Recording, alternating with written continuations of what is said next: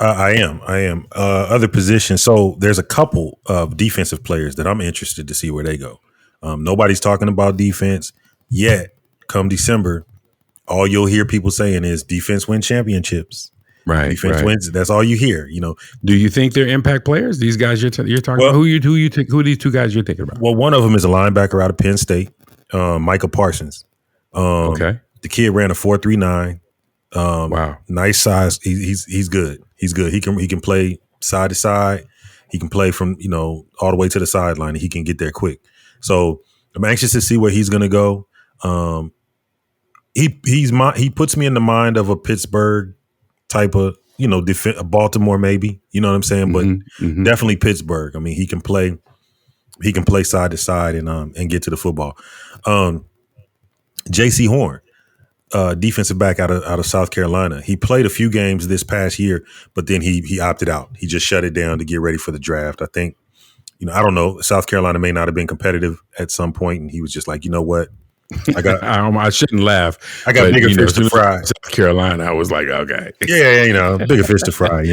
He's actually the son of former NFL player Joe Horn. So I'm anxious to see what he does.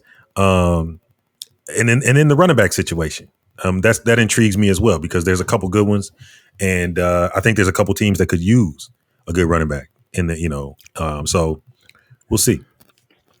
So it's interesting to me because you mentioned the running back position, which I know we're going to talk a little bit more about it a little later, and I don't want to spoil that, but I am intrigued about this backfield tandem in North Carolina. Mm-hmm. And both of those guys performing so well. We talked about it in a previous Game Time episode.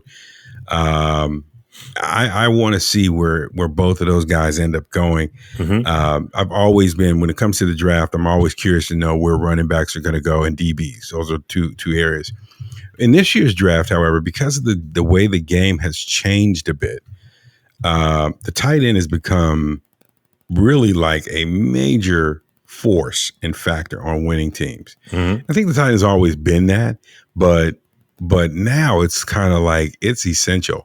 And so this kid out of Florida, Kyle Pitts, is just burning up the charts. I mean, when you see all his numbers, he is like a very big, effective wide receiver. Yeah. And I'm curious to see where he goes, because if he goes somewhere where they've already got a very good tight end, like let's say, for instance, he fell and Oakland chose to take him, where they've got Darren Waller. Right. That changes their game dramatically. They've already got a really solid running back. They've got speed on the outside. But if you give them both two athletic tight ends, man, what could happen there? What if he ends up in Kansas City? Or what if he ended up, in San Francisco, where Kittle's playing? I mean, I just think, you take a guy like that with great hands, great speed, and you pair him with another solid tight end like that. Mm-hmm. I'm wondering how the offense changes and how defensive now have to change to adjust to play.